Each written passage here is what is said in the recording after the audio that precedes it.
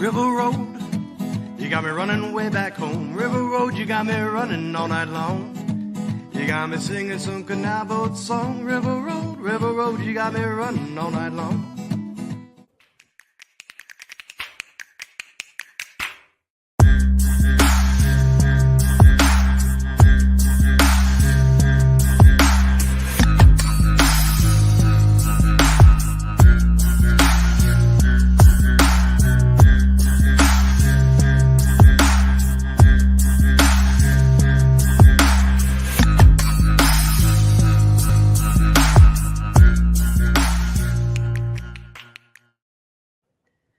All right, everybody, welcome back to another episode of Niner Nuts.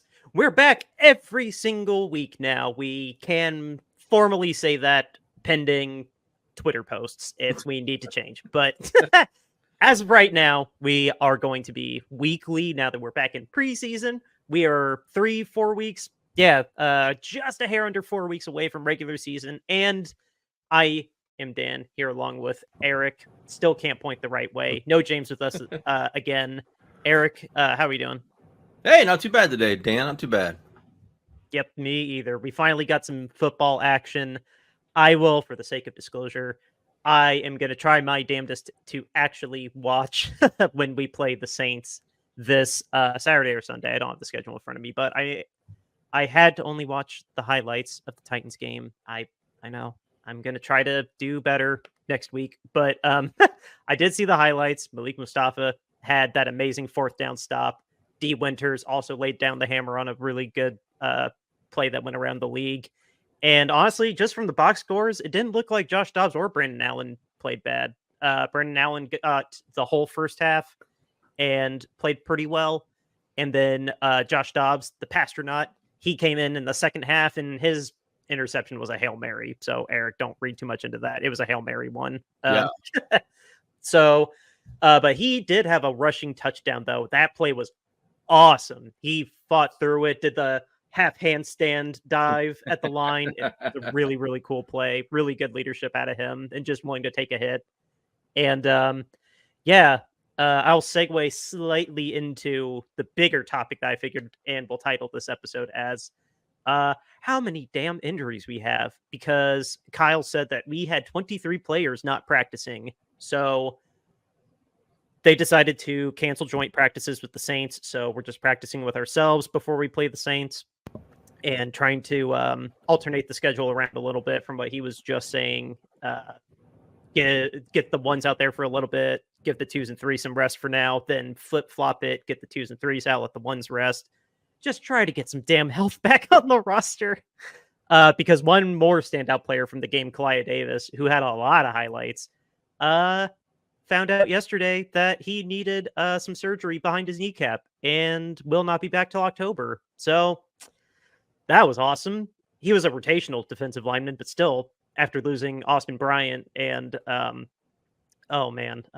sure we lost another defensive lineman, but yeah, that sucks because he had some awesome highlights.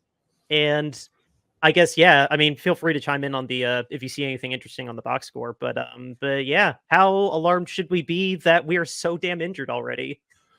Well, I'll start with the box score. I guess I kind of like what I see from the box score in terms of passing perspective. I guess I don't know. Brandon Allen's numbers, I guess, could be a little bit better. I mean, he's basically 50% passing. I'd like to see him a little bit better, especially going against probably mostly 2s and 3s. Josh Dobbs 14 out of 20. That's not terrible. 146. Good numbers. I'm not going to complain about that. I mean, we kind of know what Dobbs is, and he's going to be a capable fill-in for a backup if it comes down to it. I mean, he'll be fine. I like Jordan Mason with the 6 carries, 34 yards, 5.7 average. Rumored to be the direct backup to Christian McCaffrey come start of the season. Yeah, and I think that's going to be the case, and I like that for him. I liked how he ran the ball last year. He runs really hard. He runs really aggressive. He's very north and south runner. It's kind of what they call those guys that basically just kind of put their head down and sort of he picks the hole and he goes, right? He doesn't really jitterbug a bunch back there and try to string a bunch of moves together. He just kind of hits it and goes. And he's explosive. So I like that about him. I loved him last year. I was in love with JP Mason last year. I thought he was great, and I thought he should have supplanted Elijah Mitchell last year. And Yeah. I have no regrets to that. Like, health is your biggest liability, and Elijah's just not healthy. And JP Mason looked great. Yeah. And the rest of the backs don't look great, which is concerning because, again, they should have been going against 2s, 3s, and 4s. So, I mean, I'm pretty disappointed to see Breida with 6 carries for 0 yards. That's not very good. Now, on the flip side of that, I mean, obviously he's playing with 3s and 4s, on our side of the ball too. But, I mean, you'd like to see a guy who's played in our offense and should know the scheme be able to generate something. So that he's got nothing there. So kind of makes me wonder if he has anything left in the tank anymore, or if he's going to be on the roster for about one more game and then out the door. We might have seen the best with him way back in 2019, 5 years ago now. 5 years ago now. Like, yeah, well, that's a lot of miles on a running back. I mean, for sure. So even a guy who wasn't necessarily playing, all the time like him, plus he fumbled. So, I mean, but, the receivers, I mean, obviously, Debo didn't play, Kittle didn't play. So, I mean, obviously, yeah. Juwan didn't play. So, I mean, like, you've got just a bunch of guys out there, but, good to see that guys were out there, getting their catches in and getting opportunities. And so, I mean, I think that's good to see. Like I said, I'm a guy that looks for the negatives in preseason football, because I think that tells you a lot more about what to expect out of something than positives. I wish we'd have had Jake kick some field goals. I think that's always a good thing to see. He was just one extra point, wasn't he? Yeah. Trent doing kick returns doesn't really surprise me. Having him do punt returns doesn't surprise me. I mean, that's kind of why we signed him and brought him back, was to do those things, I felt. I mean, you and I agreed on that this offseason. I think we have some other guys on the team you could probably mix in there if we didn't want to keep Trent around in that capacity, but that's fine. Yeah, Ronnie, Debo, just off the top of my head. I don't want Debo back there personally, but Ronnie would be fine as long as he can hold on to the ball. I don't have a problem with that. So we'll see. I mean, there's a whole nother game next week. It's on Sunday. It's on Fox, so it's probably a nationally televised game because it's at like 8:00 on Sunday. So I'm sure it's for everybody to see. That's awesome. So yeah, so it's the second preseason game, so some of the starters, if they're actually healthy, to your point, which is the entire point of this podcast, if we actually have anybody healthy, they'll perhaps play, and maybe I'll watch the first 2 drives or 3 drives, whatever it is, where the starters play, and just to see how they look and everything. But health is a big concern. We were very blessed.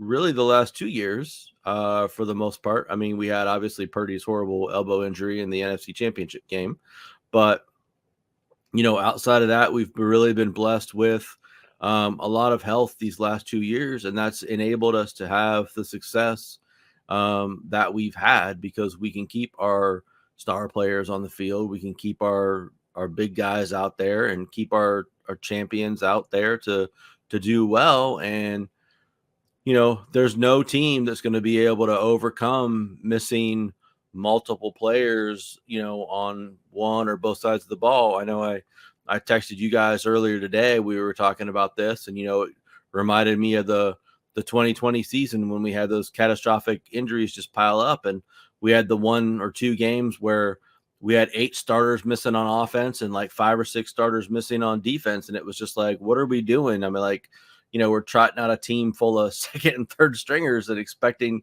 to try to win a game. I'm like, there's no shot. We don't have any chance. I mean, the only starters we had on offense were like 3 linemen. We didn't have any positional players that were starters. It was ridiculous for a couple of weeks. And on defense, it was pretty similar. Like everybody that was like at a key position was out. So, I mean, it was just insanity for a couple of weeks in 2020. But it was worth it to beat the Jets by 30 points. So, I mean, I hope that's not a precursor of what to expect this season. The injury bug is a fickle thing.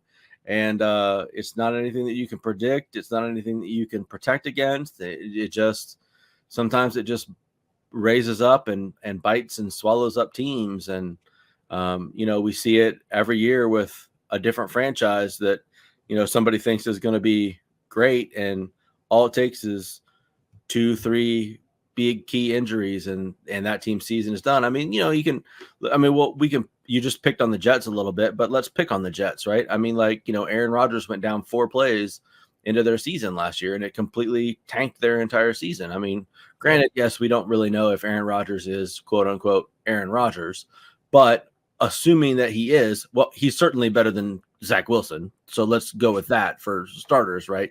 I mean, even a bad Aaron Rodgers is going to be an upgrade to the crap that they had at quarterback last year. So, for sure, it completely destroyed their season 4 plays into their season. And they had a number of other injuries, to deal with as well. So, it's just one of those things you can't really fight against. Right. No. And fortunately, I tried to find a running list, like an actual, I couldn't find something that I felt comfortable like going through. Like there was not a running tab like there is in the regular season. Like I found a kind of sort of one, but I know Ambry Thomas, who was deep in the running for cornerback 2, he broke his forearm, and Spencer Burford, who was battling John Feliciano for right guard, if I remember right, he broke his hand. So his won't be that bad, but everybody else didn't seem like it was too bad an injury. Like I saw Fred Warner had a foot irritation, and Christian McCaffrey was a calf strain. He had a calf strain last year. That doesn't really hold him back. Obviously, Brandon's in contract holdout, which, yes, I'm still waiting for that text. It's right here, guys, if we have to interrupt it. Trent's a contract holdout. Everybody else seemed, I'm guessing, are various soft tissue injuries. Like the guys that were worse than that, we've already released most of them. Like I saw Frank Darby had an injury, and we cut him to sign Chosen. And no, like I said, everybody doesn't sound like they're really season-ending injuries, fortunately, except like we don't know when Greenlaw's coming back. He's probably missing half the season. Now Clyde Davis is missing half the season. Other than those 2 guys, I can't think of anybody else like notable that we're going to miss for a significant amount of time yet. But obviously injuries are injuries. I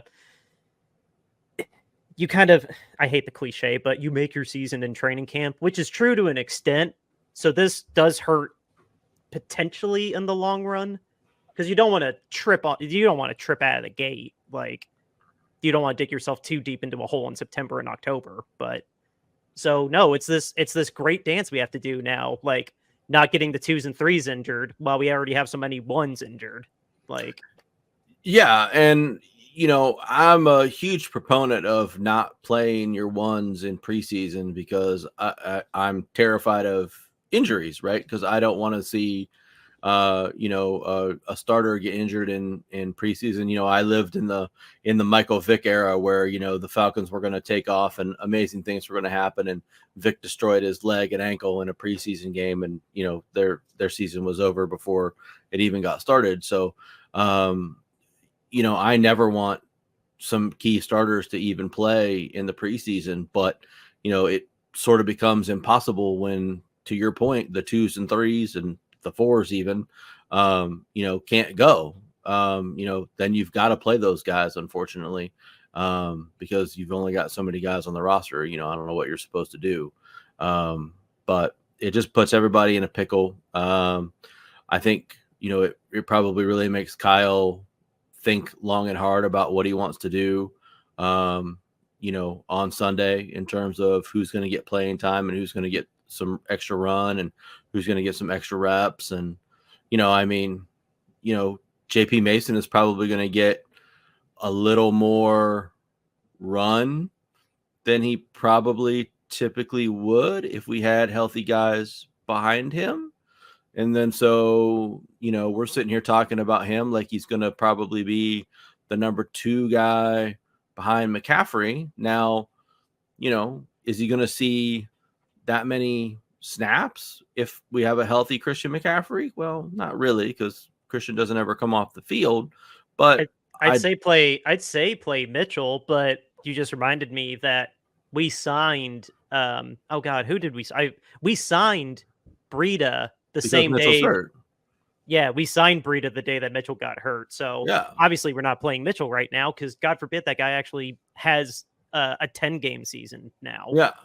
Yeah. So so now you're playing this game, right? So now Mason, maybe he runs the entire first half as opposed to maybe just running the first quarter like he normally would. It's just you don't know what adjustments that you have to make there, but you're exposing him to another quarter of potential hits and potential injuries that you normally wouldn't if you had your full complement of backups and other players available to you. So it just becomes a tough game management situation all over across the board because there's still, some guys that you're just not going to run. Purdy is probably going to play 2 series at most. Debo is probably going to play a series at most. Kittle, a series at most.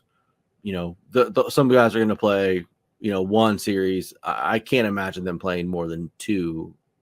So I think that's what they did last year. Like, I think it ended up being a quarter because that's just how long the drives were. But yeah, in terms of drives, I think he only, when the full starters went out there, I think that's exactly what it was 2 drives. Yeah, if I recall correctly from his press conferences, Kyle seems to have like a set number of plays in mind for what he's trying to do. Like he wants to get 12 plays in with his starters or whatever. So it's kind of, he's scripted exactly what 12 plays they're going to be. Yeah. So it seems like it's kind of a set amount of plays and he's just trying to get them through them. So if they have a 12-play drive to start the game, then they come out. But if they kind of do, a couple 3 and outs, it goes a little bit longer then. So, but I think if there's 2 straight up 3 and outs, he's like, all right, this isn't worth it. Let's hope so. So, but yeah, it's just,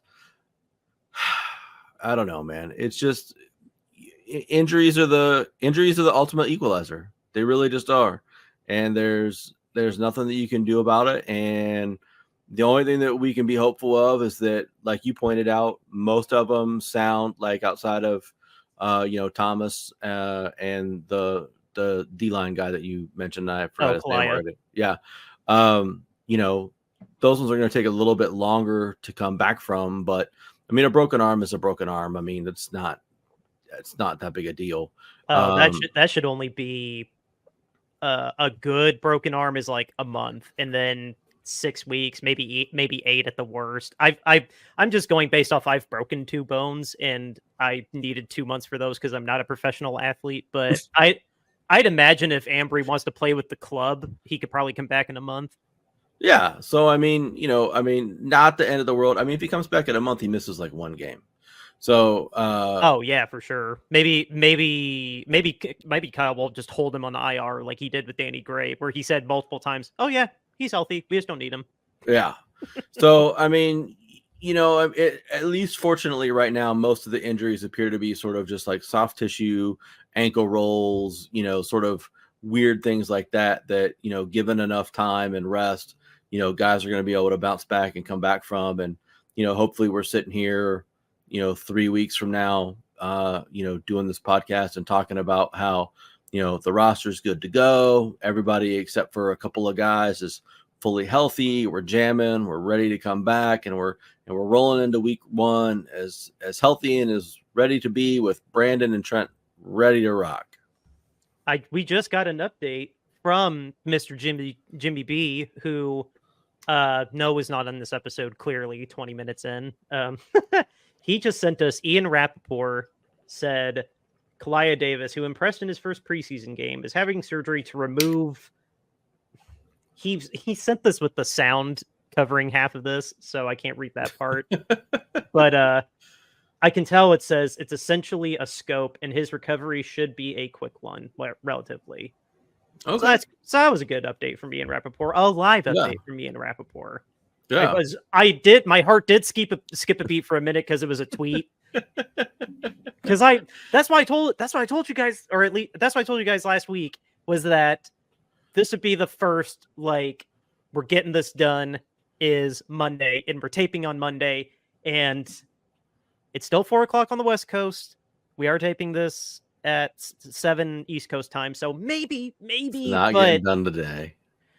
This is going to be the week before the season starts, before it gets locked down, because it's just going to come down to just like the Nick Bosa deal did, where finally the two sides are just like, okay, this is where we're at. This is what it is. Let's just make something happen. And they finally come to break bread. Now, we've spent tons of time talking about Brandon, but we haven't talked about Trent. Trent is a legitimate holdout threat. Trent has enough money stacked up because he's made bank over the years. Trent can legit hold out and not care about being fined. So I'm way concerned that Trent is not going to come and be there on week 1. Trent is fascinating to me because a part of me that I tell to be quiet says, well, why don't we just guarantee the rest of his contract? Because clearly that's 36 years old. Well, it's clearly not that simple. He's gonna want some sort of adjustment, some sort of raise, like not a substantial raise, mind you. I'm not saying no. He doesn't. He's not gonna. He's already the highest paid tackle in the league by a long way. Well, Tristan Wirfs is now. If we're just like. The money that is on his contract that he signed now 3 years ago, the guaranteed money up to this point is accounted for. And yes, we're paying out the option bonus and the signing bonus still for a couple more years. But in terms of like the salary itself, like strictly the salary on Spot Track, none of those are guaranteed. The option and the signing are still guaranteed, but the salary is not guaranteed. And I had to remind myself this with Brandon. It's not the AAV that's the most important. It's the guarantees that are the most important. So thinking of Brandon, what kind of guarantee can we get him to accept where the AAV is not at 30 or 32? Like, how can we counterbalance that with like, okay, here's enough guarantee to make you happy, even though everybody like Pat McAfee will be like, well, he just accepted a contract that was 25 AAV. Why did he undersell himself? Like, because people don't read into the contracts like we do. So what can we do? Because clearly we can't just say, oh, well, we'll just guarantee the rest of your contract, which in my mind's like, there you go. The rest of the salary is now guaranteed. Let's get back out there. Like, I'm not that naive to think that we can't get away without sweetening it a little bit, like a little bit of a raise, a little bit of incentives. Like Trent is not just saying, hey, I will re-sign the same contract as guaranteed the last 2 years. Yeah.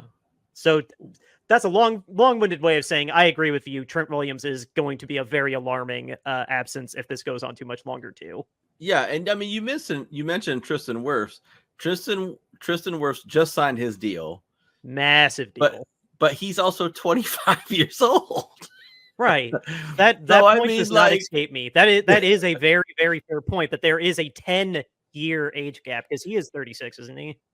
Trent, yeah, I think so. 36 or 35. Yeah, something around there. So very old for any position besides kicker. Or no, even kicker. Yeah, even kicker now. Yeah. So I mean, like, and he's only making roughly roughly 2 million less than Tristan Wirfs. If you're talking about total value of the contract. Now, average salary, he's 5 million short. If I remember right, it's like 20 or 22 salary, and then between the signing and the option, it rounds up to like 30, just shy of 31. Yeah, I mean, it's but I mean, it's just insane. So I mean, like, I don't know. Like I don't know. You can't I wish pay the guy. So I mean, Tristan Wirf's cap hit in this year is $6 million. Trent's is 10 million. See, that's what mean, that's what it's going to end up coming down to. Like, to me, what it looks like it's going to come down to is we have to sign him to like a 1 or 2 year extension that backloads, and then we can add some void years on top of it to lower that cap hit a little more. He's like, already got 1 void year. He's 36 years old. Like, I don't know how much you can. I don't know. I understand that he wants some guaranteed money. And I've said time and time again, if you want to guarantee all of Big Trent's contract for this year, by all means, guarantee all of Trent's $10,756,777. Just pay him all of that for this year. We're never going to cut him this year. It doesn't matter. Just pay him all of that money this year. I'm perfectly fine with that. If you even want to guarantee Trent like another $10 million for next year, I'm probably okay with that. So that's fine. So give him like 20 million guaranteed for the next 2 years, or 20 million guaranteed, that however you want to math it out. I don't really care.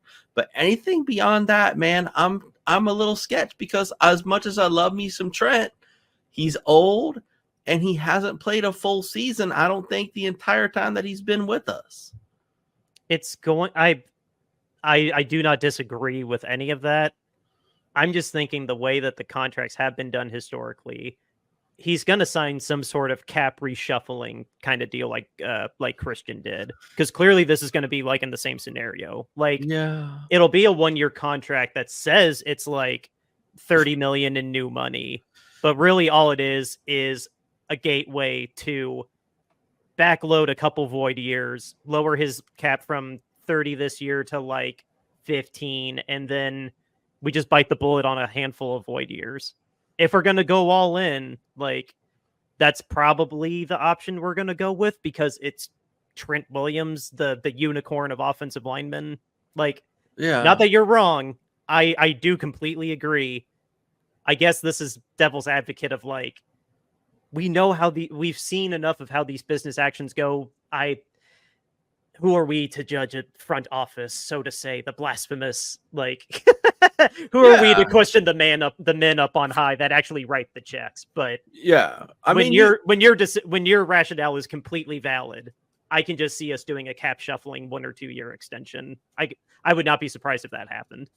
No, I mean, I wouldn't either, but I don't know. It's very, very hard. And I mean, but he is almost 40. That is alarming that he can still play even half as good as he does at his age. Yeah, because I mean, the reality is that football players, I mean, like, the vast majority of them just kind of fall off of a cliff. You know what I mean? It's like they're out there, they're doing their thing, and everything is going great, and then like all of a sudden you're just like, oh shit, that guy's not good anymore. And we're definitely gambling on Trent falling off a cliff. I completely agree there.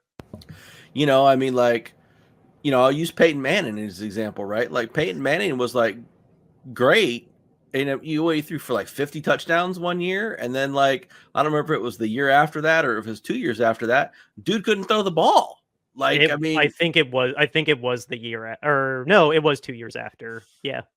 Yeah, I mean, like, I'll look up his stats real quick, but I mean, like, because the 50 touchdown year was Super Bowl 48 when he got embarrassed, and then he didn't get to Super Bowl 59 and played pretty good, or 49, and then he played pretty good still, and then Super Bowl 50 was when he was limping to the finish line, and Von Miller was why he got his ring. Yeah. So yeah, let's see. So 2013 and Brock Osweiler. Let's give the man some credit. He actually did play decent that year. Yeah, 2013. My bad and your bad as well. We undersold it. He threw for 55 touchdowns and only 12 picks, like some absurd rate. Oh my god. Yeah, literally a 5.5 to 1 ratio. That's just absurd. We witnessed that. Yeah. So absolutely fantastic. One of the best seasons I've ever seen out of a quarterback in my entire life, right? Next year, he comes back, he threw for almost 5,500 yards, right? So next year, he comes back, he throws for 4,700 yards, 39 touchdowns, and 15 picks. Still very good very respectable numbers. Absolutely nothing wrong with that in any way, shape, or form, right? That's still a pretty damn good season. Yeah. I mean, like, there's nobody even hit that this past season. So, I mean, still very good numbers. Ain't nothing wrong with that. I mean, his completion percentage was 66% still. I mean, like, all his metrics across the board are still very good. His yards per attempt are 7.9. I mean, still pretty good. All that. Final season falls off the cliff. 60% completion percentage, only 2,200 yards, throws for 9 touchdowns to 17 interceptions. I mean, like, what and how is many that? games again? He started 9, played in 10. Bad. Yeah, Yeah. but I mean, like, just like, who sees a guy going from 4,700 yards the previous year and 39 touchdowns to, I mean, it's perfectly fine to regress from 55 touchdowns to 39 touchdowns. Like, that's not a bad thing, right? I mean, that's still a really great season. But then you just whoosh, you drop off the cliff down to 9 touchdowns and just an abysmal season where you remember were it was like benched because you sucked so bad. I think he was dealing with like either a concussion or a rib injury first, and then and then I think he banged up his ankle pretty good, and it just was injury after injury after injury for a quarterback that old too, playing in mostly cold, and then barely healthy enough to play in the playoffs, and he did register the worst quarterback rating to ever win a Super Bowl, like by a mile. Yeah. Yeah. And I mean, like, let's face it, like, Drew Brees has a similar arc. Drew Brees was really good for a number of seasons, and then Drew Brees' last season, he just fell off the face of the planet. He was terrible. He couldn't throw the ball down the field. Yeah, he's said in subsequent years, now it's been, 2 or 3 years since he retired, he said that, he literally just, his arm essentially broke. Not like, you get what I mean. He said his right arm at that last season was basically broken. He could not throw a football anymore. Yeah. And I mean, no offense, it showed. Like, you kind of suck, dude.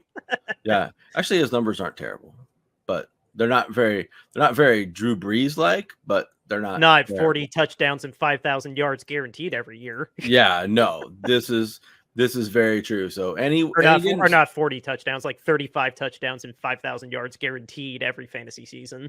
Yeah, and he missed a number of games the last 2 years. So I mean, like, that was the other thing. So I mean, normally he was in there for every game basically. Yeah, he was as much an Iron Man as you could think of.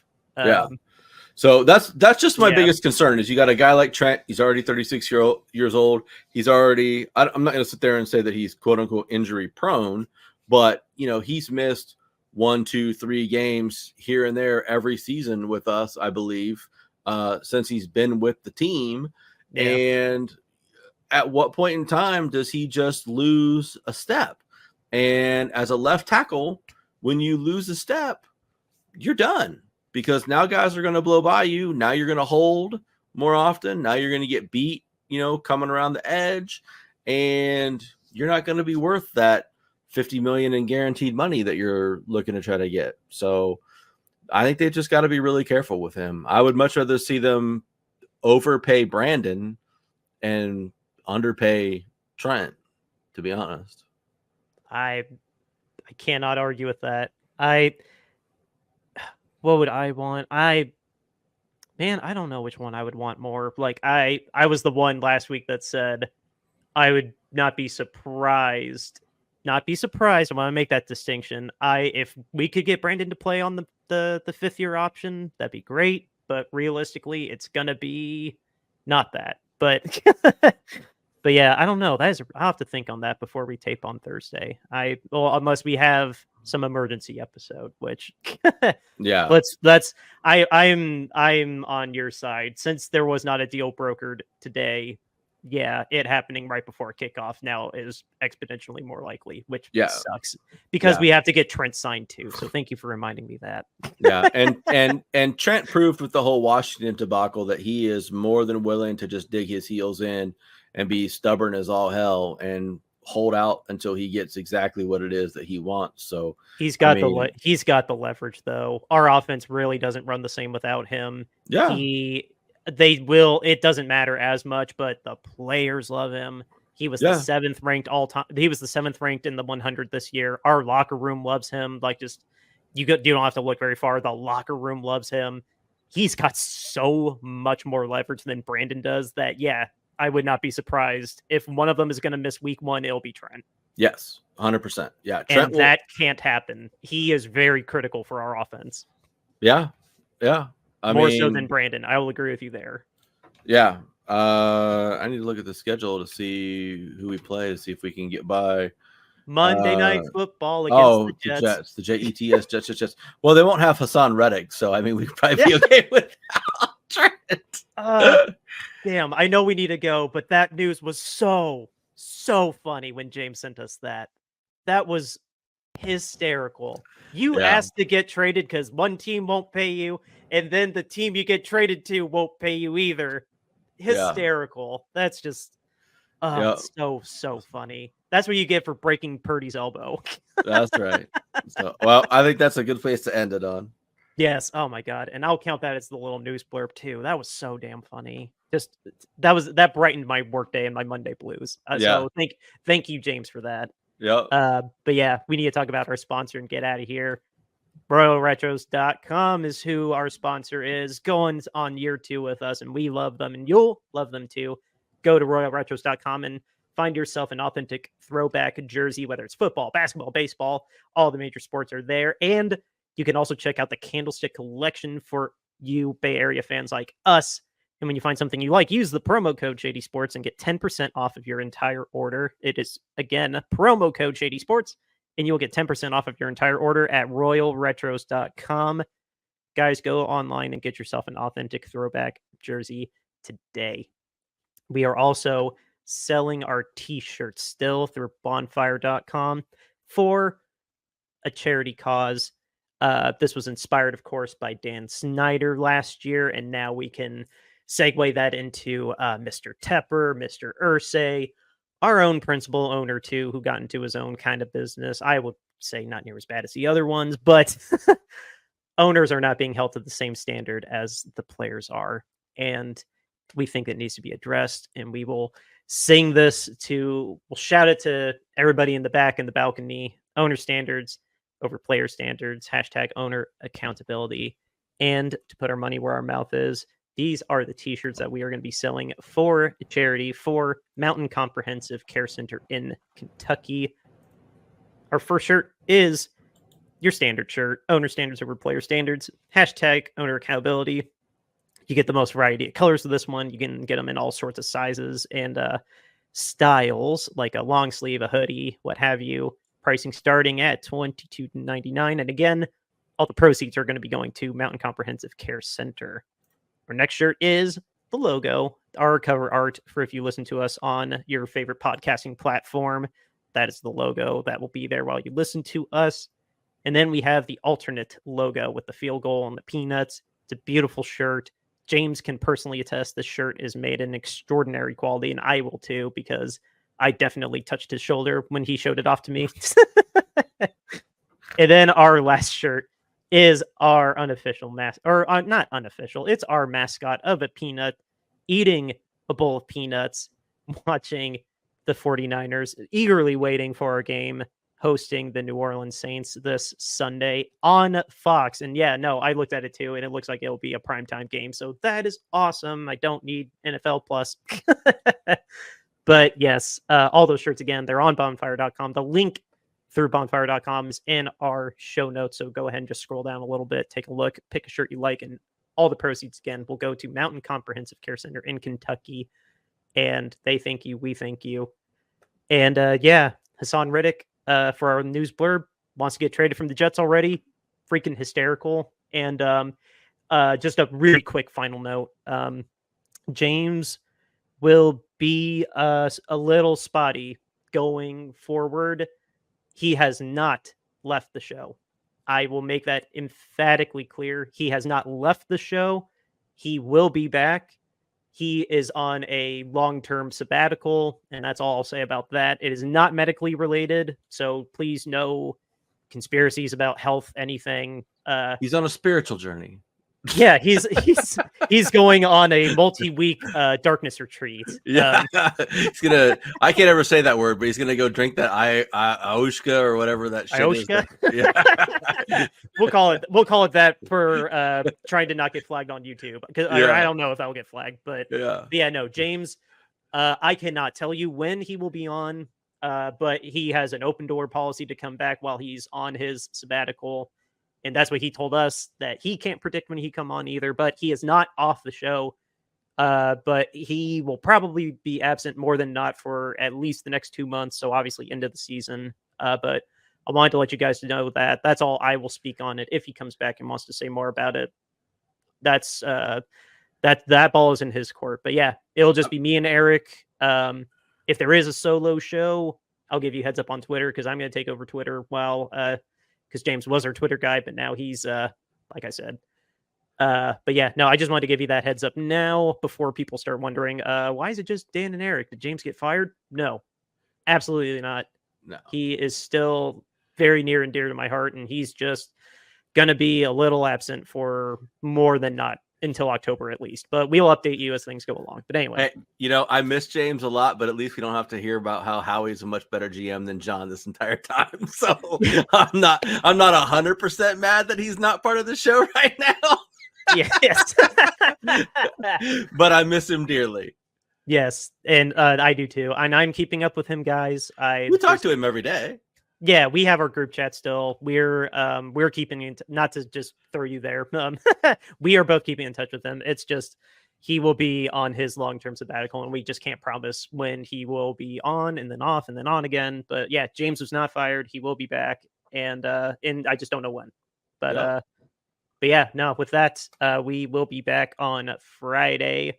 We're not doing a third episode this week. We will be back on Friday, hopefully with a Brandon update. Probably not. Hopefully with a Trent update.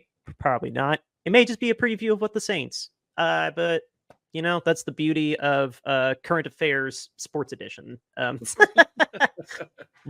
updating sports news. I am brain farting. We need to get out of here. But yeah, we'll be back here on Friday.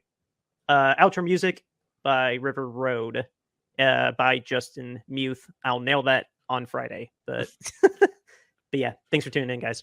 See ya.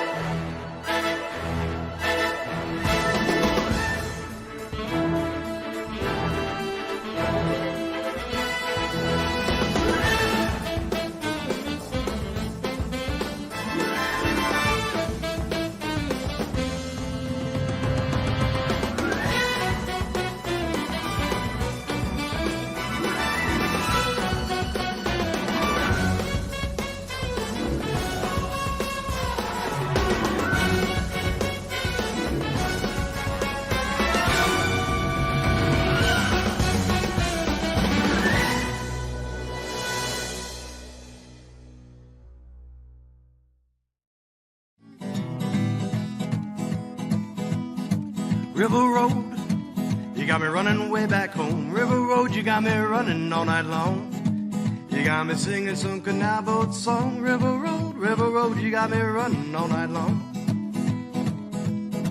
River Road, where have all the women gone? Have they kissed her hand and waved you bye-bye? Have they thought about crossing your double yellow lines? River Road, they love the way you whine and cry.